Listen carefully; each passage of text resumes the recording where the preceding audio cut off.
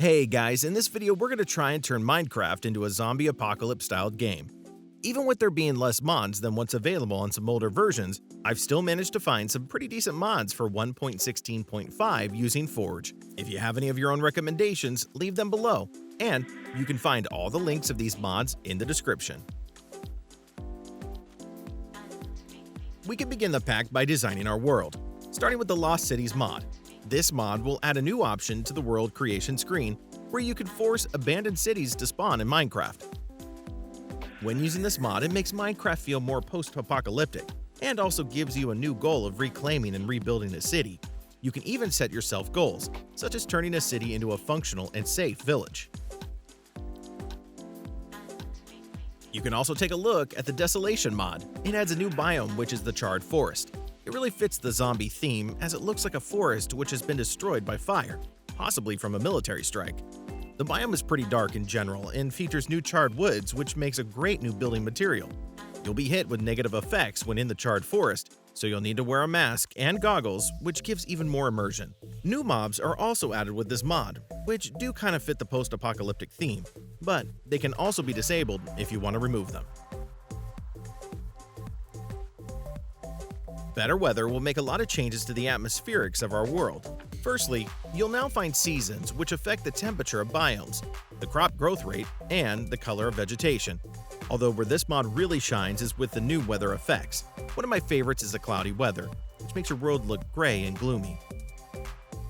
There's also acid rain, which can injure mobs, players, and animals, while also being able to destroy your crops.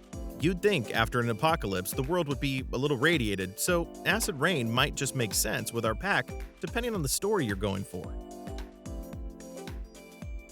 To make sure your world stays as a zombie apocalypse, you'll want to install bad mobs. When you edit the config files, you can choose exactly what mobs you want to spawn. That way, you can turn off other mobs like spiders, creepers, and skeletons. Thankfully, the config file for newer versions of this mod are much easier to edit. Zombies burn during the daytime, so it's a good idea to install Mob Sunscreen. With it installed, any mobs that normally burn during the day will now be immune, allowing them to stay around for longer, while also adding more of a challenge. One of the better mods I've found is Zombie Extreme, which feels like a mod pack on its own. To start, you'll find new buildings spawning all throughout your world, which are mostly made up of houses and stores. Some are intact and some are abandoned. There's new blocks which make these locations more immersive, and chests inside which often contain some useful supplies. There's other storage containers, as you'll be able to search the likes of medicine cabinets and vending machines. A new biome is also included with this mod, which is the Dead Sands. It's a very dry and lifeless looking biome, but has some nice particle effects which add a bit of realism. Zombie Extreme also includes quite a lot of new armor, which includes camouflage, military, and even police armor, which some zombies will be wearing. When it comes to weapons, there's lots of melee ones which really suit the apocalypse, with some being knives, saws, and hammers. Alternatively, there's a few pistols too which require ammunition. This mod requires lots of new hostile mobs, which mostly consist of different types of zombies. You'll find regular-sized ones which all look a little different to how they normally do. Some will be wearing hazmat suits, some will look like the military, and some will even explode. You'll also find much larger zombies such as rat kings, clickers, and brutes, who all have a lot more health. Finally, you'll find other types of creatures which have been infected through your world, such as wolves, bears, and parasites. This mod offers so much and is crucial to any zombie base pack. I've even found survivors wandering around the world who are wanting to trade. There's so much more to talk about, with there also being new food and healing items too. Another huge mod to use is the Crafting Dead, which has been around for a long time. Starting with the medical items, there's bandages, first aid kits, and lots of syringes which can cure diseases and provide you with adrenaline. There's tons of new clothing items too, as you can equip masks, full outfits, and body armor pieces, which are all equipped in a new interface which can be opened by pressing the Z key. There's a load of new weapons which range from pistols, rifles, shotguns, and snipers, which will help deal with zombies at all different ranges.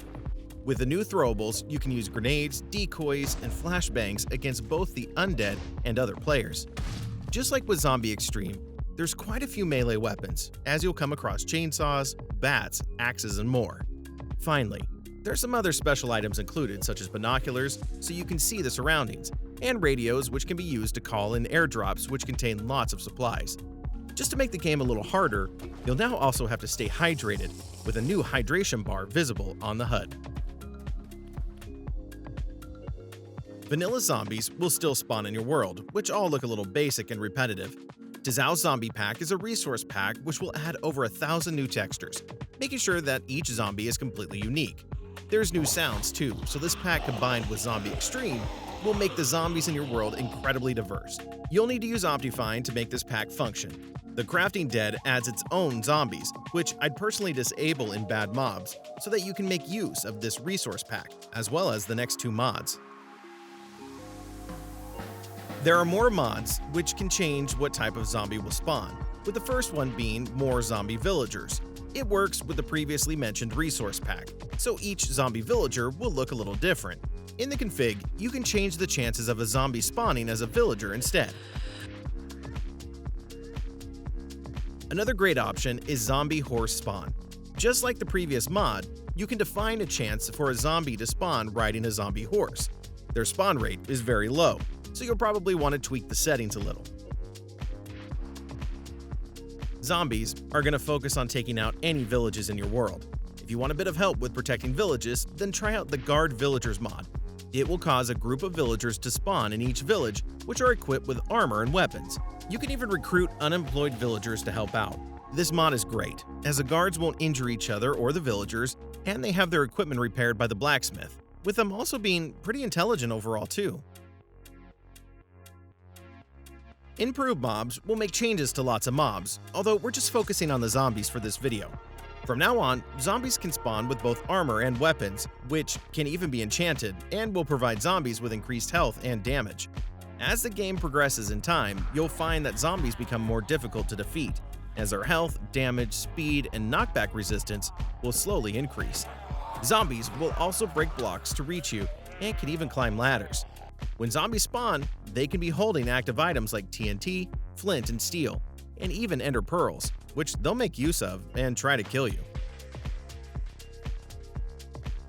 To add a bit more of a challenge, you can try out the Enhanced Celestials mod.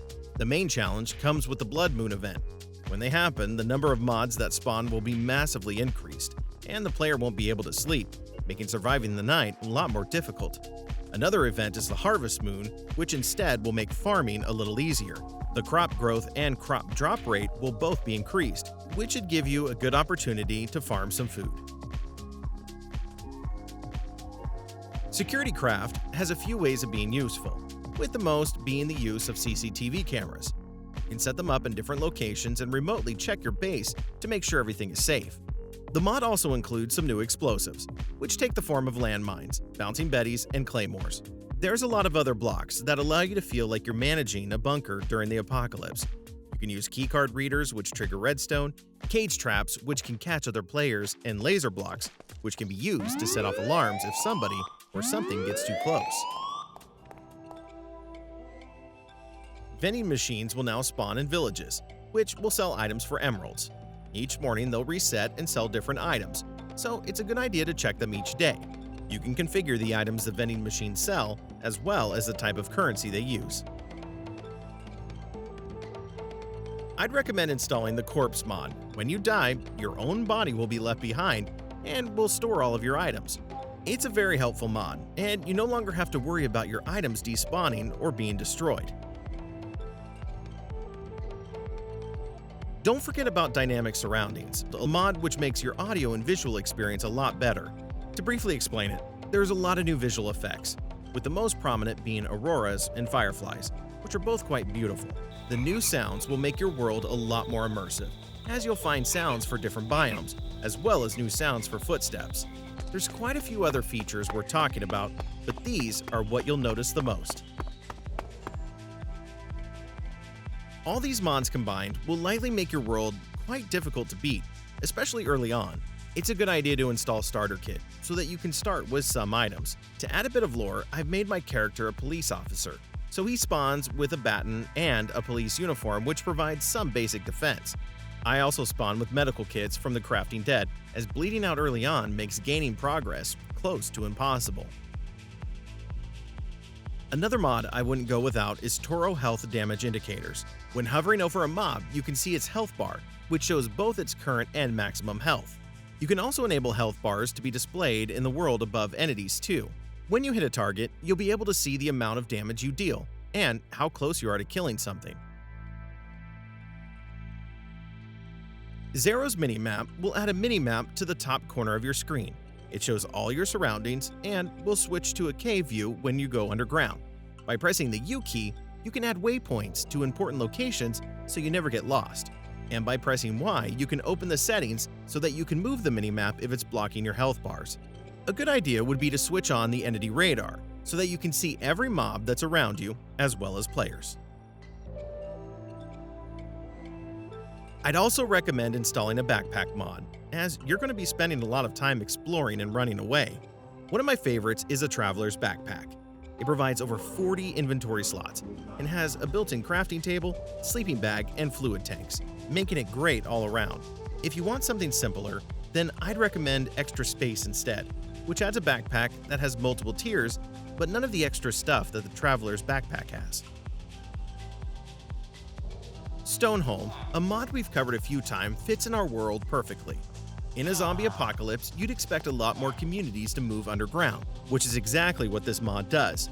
You'll find entrances on the surface which lead to underground villages, which are a lot easier to defend than ones on the surface. These villages also have some abandoned passages, which you can clear and gain access to more rooms and space. From the tests I've done, it seems villager guards won't spawn naturally here, but regular villagers can still be converted. Valhelsia Structures will add a few new structures which will randomly spawn in your world. I think this mod makes a great addition, as some of the structures have ruined versions. You'll find castles, towers, dungeons, and houses, which should just help make exploring a little more interesting. There's also a player's house, which you can use to live in. To set up towns, you're going to want to be able to transport villagers. You can use Villagers Leashed, which will allow you to place a lead on villagers, or villagers follow emeralds so that you can lure them.